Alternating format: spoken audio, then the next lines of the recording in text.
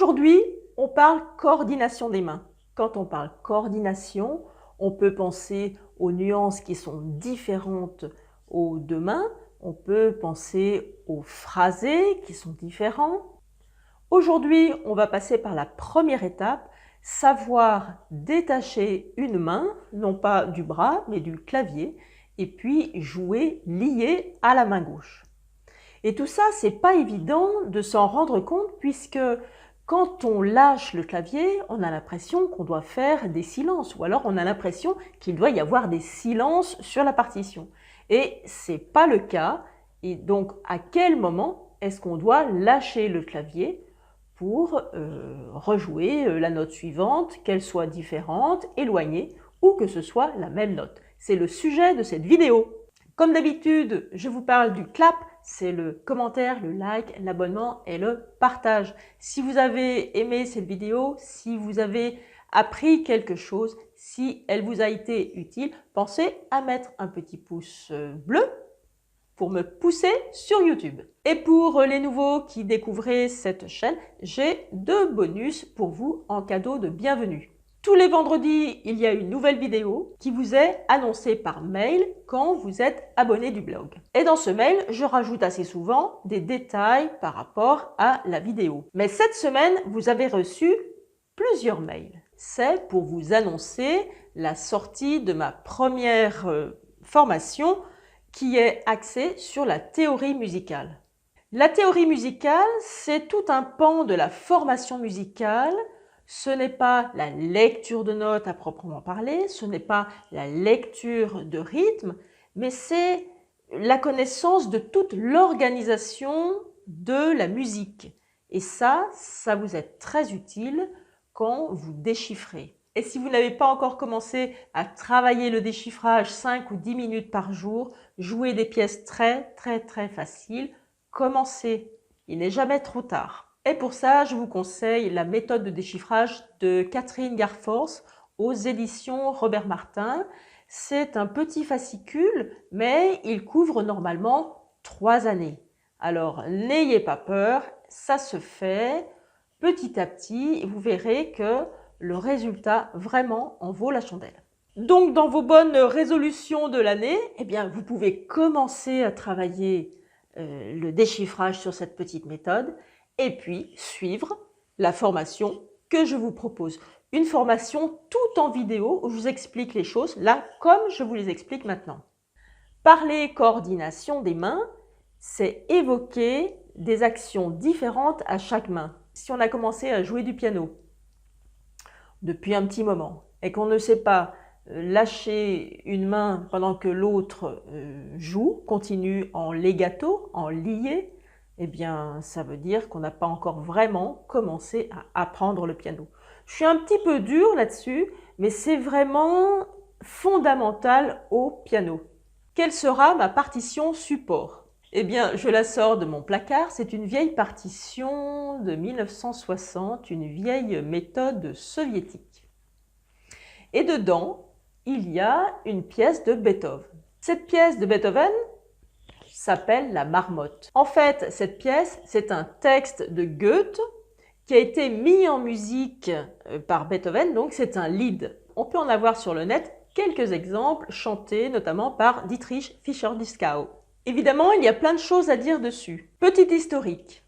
Pourquoi la marmotte? Il évoque une tradition du XVIIIe siècle. C'était une tradition des colporteurs savoyards qui, pour attirer les curieux, avaient des marmottes et ils jouaient de la musique en les faisant danser. Ces marmottes étaient apprivoisées, ils les mettaient dans des boîtes en bois et ils se promenaient avec. Dans cette pièce, eh bien, on entend vraiment le son de la vielle avec les quintes.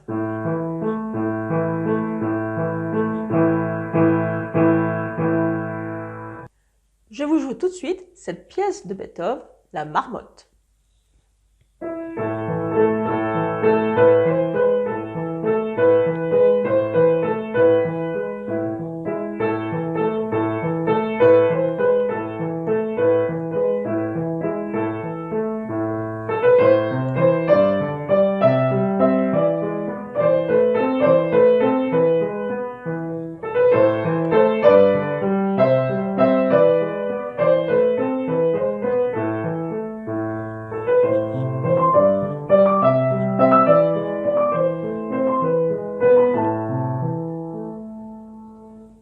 J'ai choisi cet angle de vue pour que vous voyez bien la main qui décolle.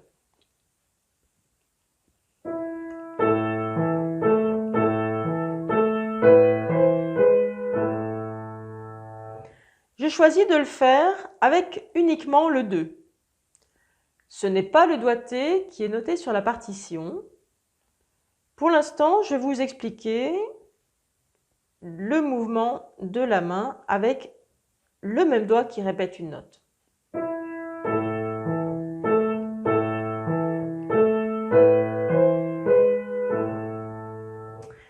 On va devoir relever à un moment le doigt pour le répéter. C'est tout bête ça, mais...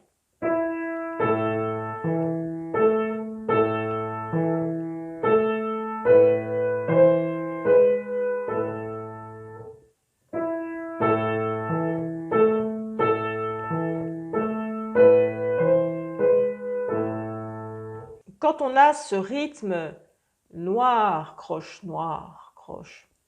eh bien, il faut jouer plus doux la croche qui suit la noire.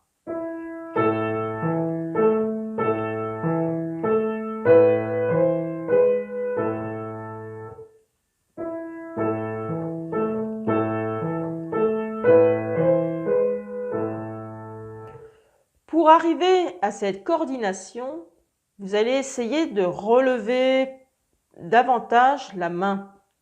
Il faut essayer de faire les gestes de façon exagérée.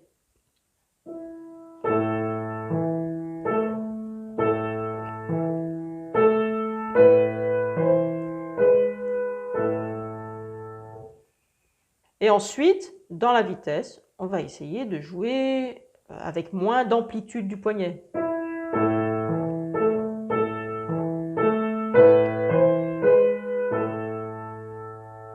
Maintenant, si j'utilise le 4-3-2 qui est préconisé dans cette édition, c'est presque comme si on mettait une pédale. Vous allez entendre une continuité du son.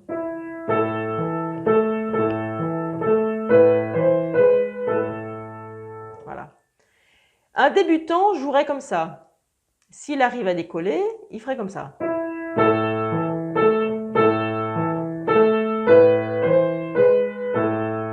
J'en fais une fois.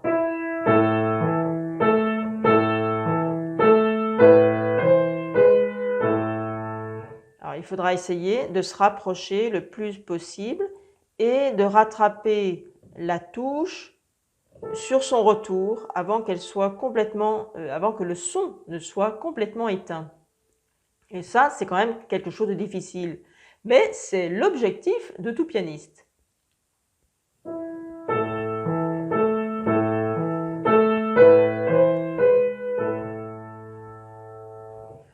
Je vous joue cette pièce avec ce point de vue.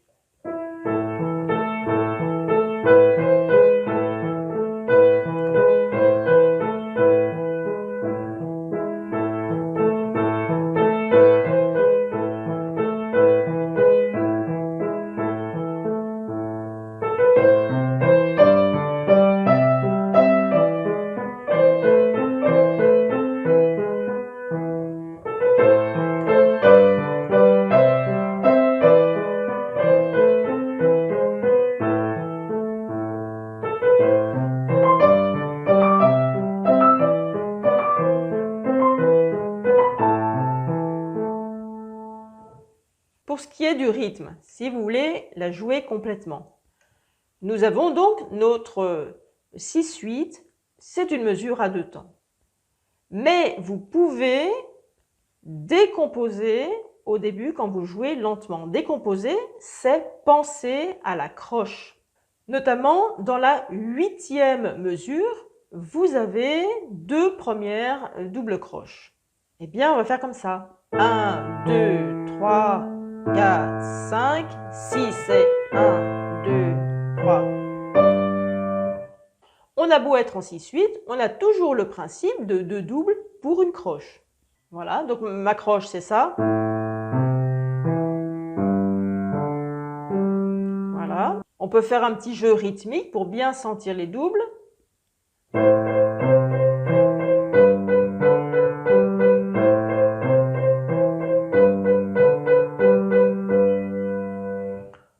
sentir la noire croche.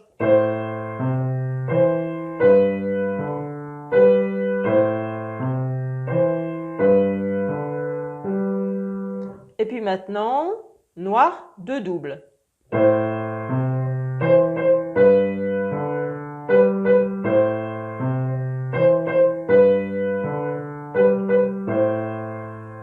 On met en pratique les noirs 2 doubles sur la dernière ligne, lentement.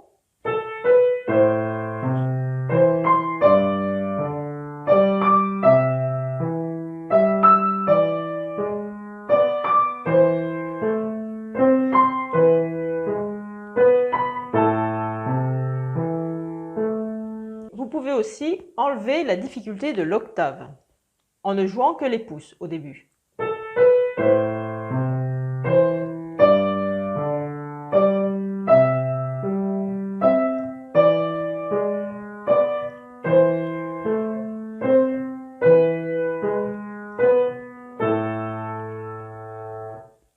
Ensuite,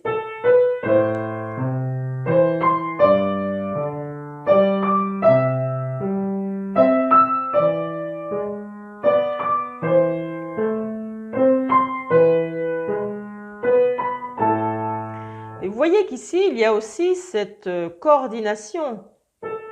On est obligé de relever le pouce, hein. On le lève un poil après avoir joué notre deuxième croche de la main gauche.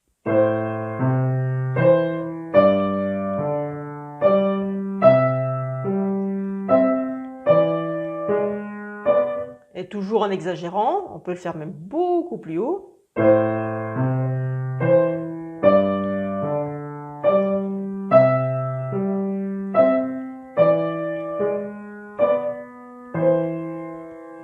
Et maintenant,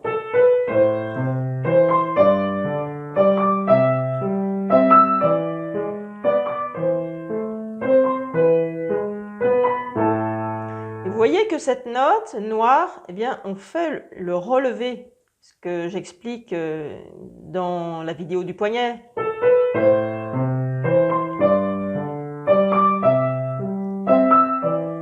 Voilà, on commence déjà le relevé pendant qu'on garde la touche enfoncée.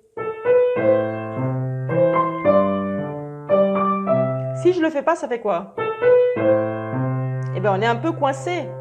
Ça ne nous fait pas penser à voyager pour aller chercher le Do avec le pouce alors qu'on l'avait avec le 3. Que ferait un débutant?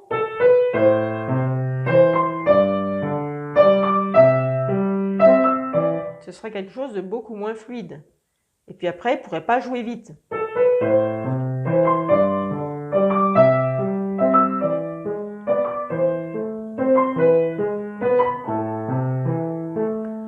Je voulais aussi vous montrer le mouvement de rotation légère du poignet.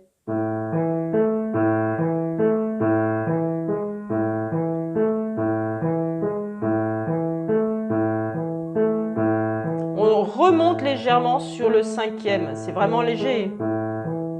Est-ce qu'on pourrait le faire à l'envers? Eh ben non, ça va pas. C'est mon 5e qui se redresse légèrement ou qui redresse la main, le poignet, et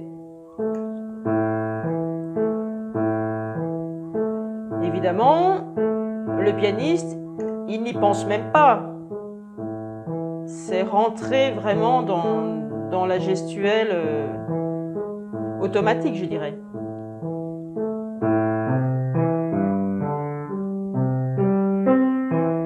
Vous voyez que ici, c'est très intéressant, on change beaucoup de position et grâce à cette rotation, on fait ça et on se place sur Do, Sol, Do. Là, c'est pas loin.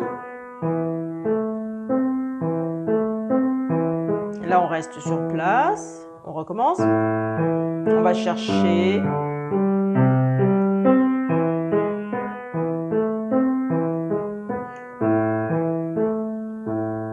Ça paraît énorme comme geste parce qu'on est vraiment devant la caméra, mais comme ça vous voyez bien. Si on recule un petit peu, ça donne quoi?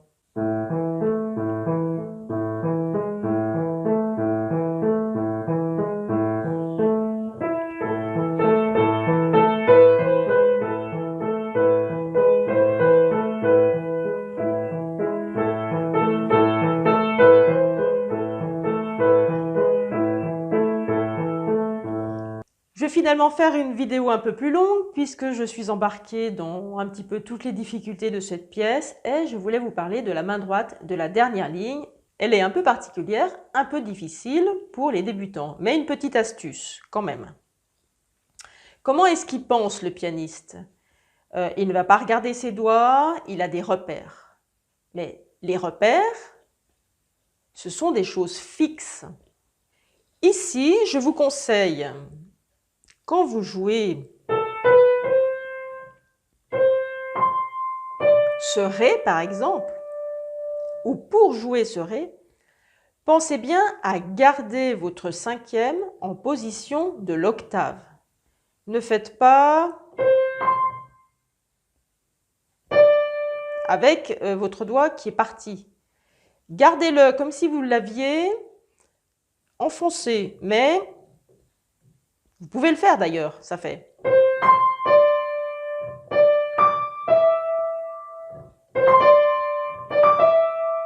Ensuite, gardez-le sans garder la touche enfoncée.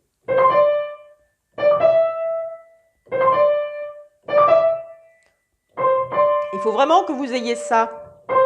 Octave septième, octave septième. C'est comme ça qu'on arrive à jouer sans se tromper, sans accrocher les notes avec le pouce.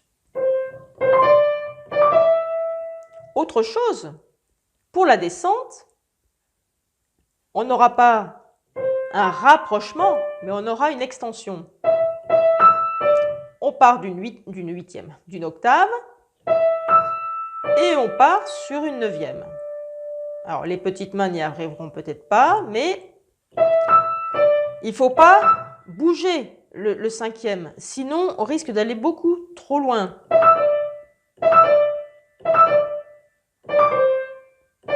Pensez toujours à l'octave et on fait une extension. Octave, extension, extension, extension et octave.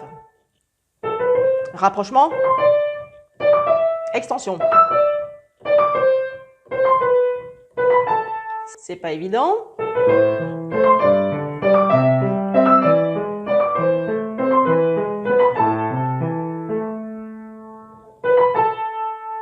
On peut aussi faire ça, hein.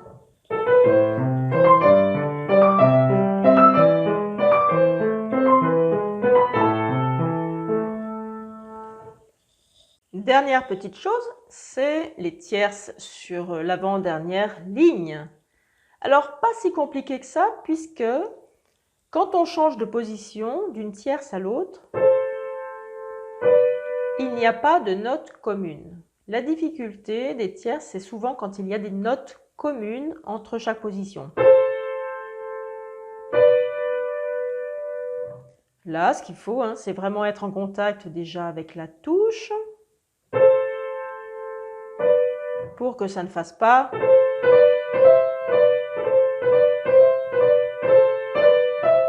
voilà.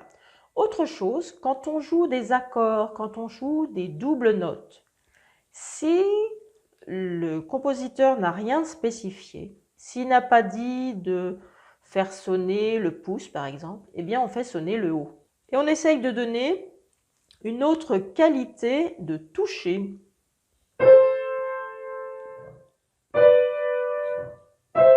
On essaye de faire sonner le haut, et non pas. Mais, vous voyez, on peut faire ça.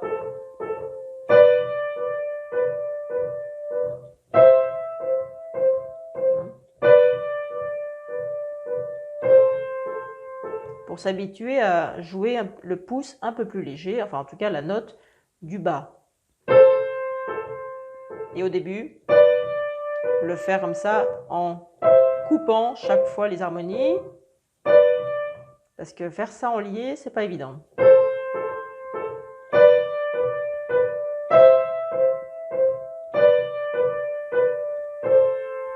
Voilà, donc là, dans ce morceau, c'est...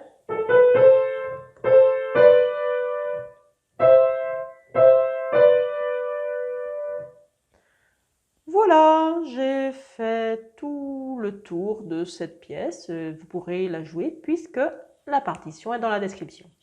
Maintenant, à vous de jouer. Bien sûr, ici, on a vu la main droite qui se levait, mais on peut évidemment inverser les rôles dans un autre morceau ou inverser les rôles à l'intérieur d'un même morceau. Ça, c'est une autre paire de manches. À bientôt pour une nouvelle vidéo.